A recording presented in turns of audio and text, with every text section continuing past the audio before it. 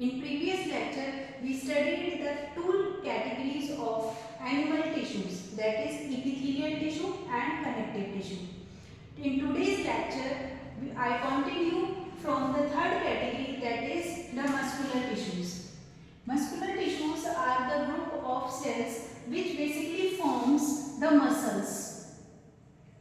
These types of tissues basically forms the muscles, and these are of three types. Number one is striated muscles. Striated muscles, this is the structure of striated muscles and this is the nucleus. You can see the structure of striated muscles. Striated muscles basically has the strips. This is the some characteristics of striated muscles, that in striated muscles basically strips are present. This is the basically the strips, and this one is the nucleus. These are unbranched and voluntary in nature. What is the meaning of voluntary? Basically, the voluntary means these types of muscles works under the control of will.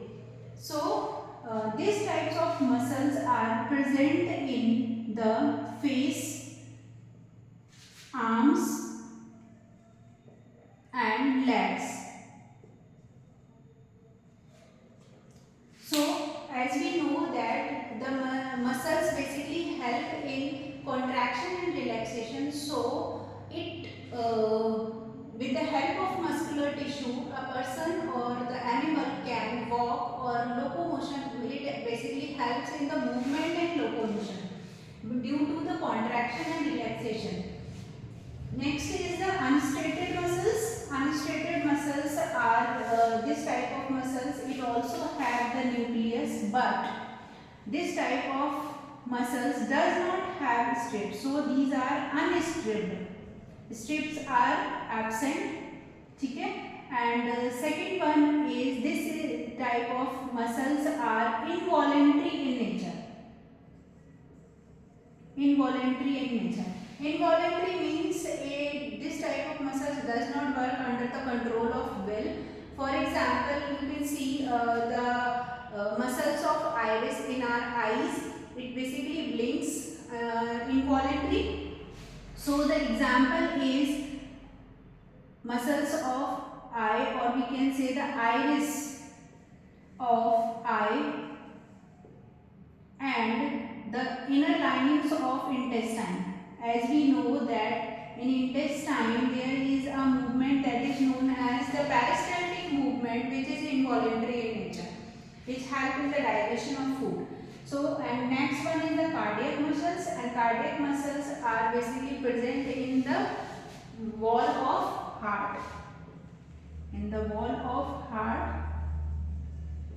These types of muscles are also stripped, also have the strips, and these are involuntary in nature. Involuntary in nature, it means it will not works under the control of our body.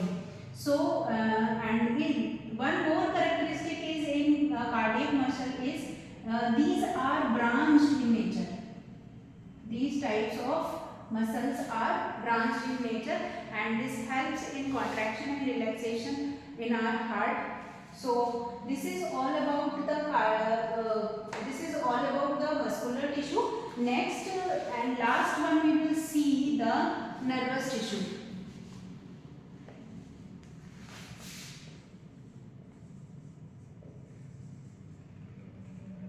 Nervous tissue. So as we know that the nervous tissues basically forms the nervous system, and the nervous tissues, the example is nerve cell. Nerve cell, or we can say neuron. Neuron. Nerve cell and neuron, it is the structural and functional unit of nervous system, because there are lots of neurons combined and it forms the nervous system. So it is the structural and functional unit. Structural and functional of nervous system. Okay, so now we will see the structure of neuron.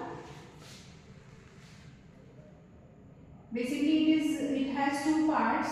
First one is cyton.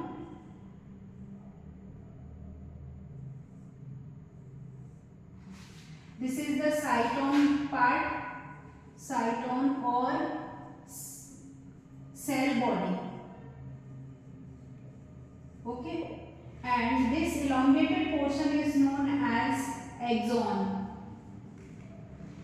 In axon, some neurons have a sheath which is known as myelin sheath. This is the myelin sheath.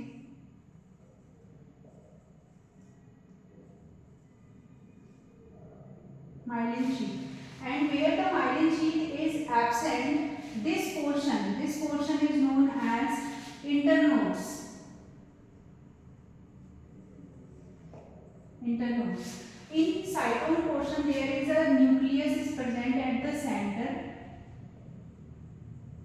This is nucleus, and there are lots of hair-like projections which are branched. These are known as dendrons or dendrites.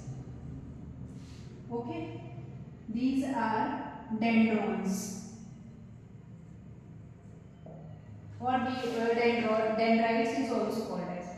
Okay, then this axon has the axon terminals. This is called as axon terminal.